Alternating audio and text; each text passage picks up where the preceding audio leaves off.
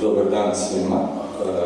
Prvo, na otvaranju pres konferencije sukladno obavljenom nadzoru na liječenju pacijentice Aline Budak u klinici za tumore KBC-a Sestre Milosrdnice, još jednom želim naglasiti svoju osobnu želju i želju ravnateljstva u što brže ozdravljenje i uspješnije liječenje gospođe Aline Budak, zato mislim da je to jedna od najbitnijih stvari i koja treba biti u ovome dijelu.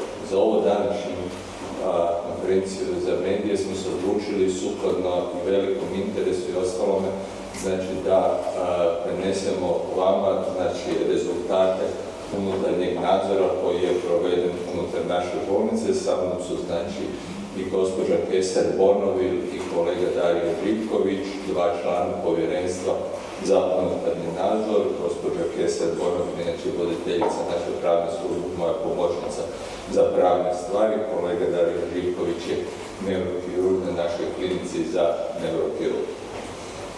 Na sjednici koja je održana 22. veljače, Povjerenstvo za unutarnji nadzor je napravilo nadzor i kontrolu i detaljno se upoznalo s pritužbom gospođe Aline Budak po očitovanju zdravstvenih djelatnika koji su sudjelovali u liječenju pacijentice sa kompletnom medicinskom dokumentacijom.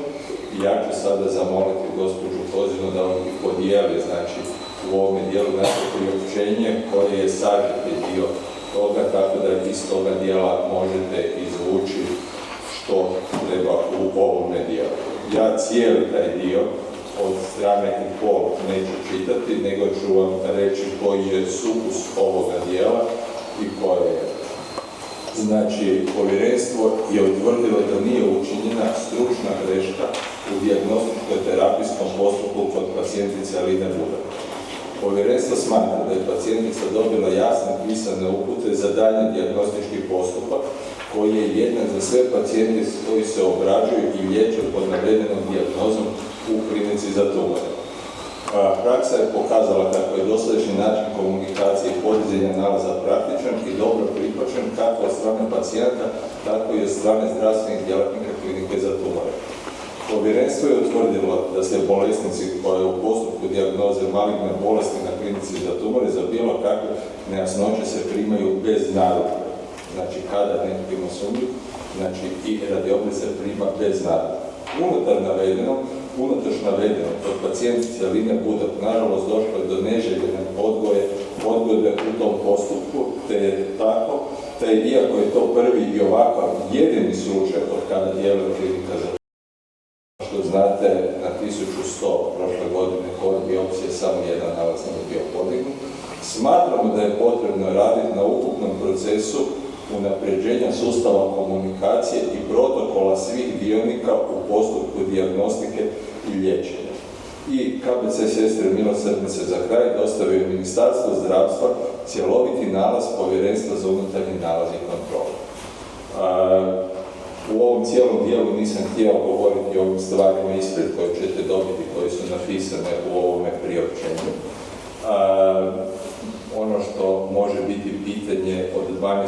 mjeseca što je bilo govora o isprici u tome dijelu. U tome dijelu to je bila jedna ljudska isprika u dijelu toga da ako je bilo greške u komunikaciji, što je uvijek moguće, mislim da je ljudski se ispričati u tome dijelu, ali to je bilo u slučaju ako je bilo takve greške. S druge strane, u tome dopisu koji smo odgovorili u 12. mjesecu gospođi Budak smo ponudili nastavak liječenja, u svakom slučaju u našoj ustanovi.